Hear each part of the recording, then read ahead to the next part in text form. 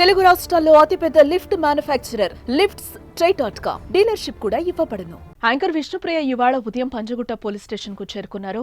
తన అడ్వకేట్ తో కలిసి ఉదయం 10 గంటల ప్రాంతంలో స్టేషన్ కు వెళ్లింది విష్ణుప్రియ. బెట్టింగ్ యాప్ ప్రమోషన్స్ కు సంబంధించిన కేసులో విచారణకు హాజరైంది. వాస్తవానికి ఈ కేసులో మంగళవారం విచారణకు రావాలంటూ పంజగుట్ట పోలీసులు నోటీసులు జారీ చేయగా షూటింగ్ కారణంగా విష్ణుప్రియ ఆ రోజు గైర్హాజరైంది. తన తరపున శేఖర్ భాషను పోలీస్ స్టేషన్ కు పంపించింది. ఈ క్రమంలోనే గురువారం ఉదయం విష్ణుప్రియ విచారణకు హాజరైంది.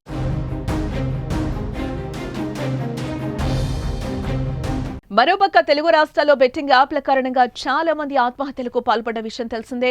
ఎంతో మంది అప్పుల ఊబిలో చిక్కుకుని దిక్కుతోచని పరిస్థితిలో పడ్డారు.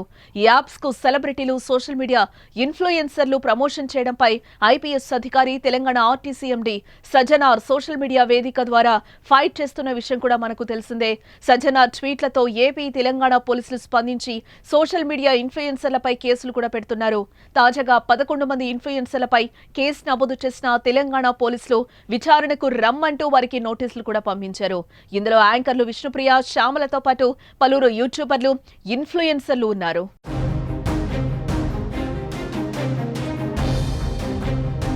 బెట్టింగ్ యాప్స్ ప్రమోట్ చేస్తున్న 11 మంది సెలబ్రిటీలపై పంజగుట్ట పోలీస్ స్టేషన్లో కేసు నమోదైంది.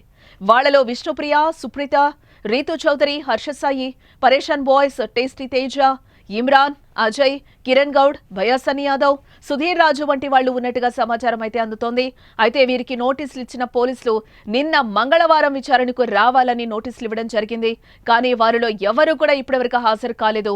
దీంతో పోలీసులు తర్వాత ఎలా స్పందిస్తారు అనేది కూడా తెలియాల్సి ఉంది. ఇదిలా ఉంటే ఆ కేసులోనే ఇవాళ విష్ణుప్రియ పంజగుట్ట పోలీస్ స్టేషన్కు వచ్చింది.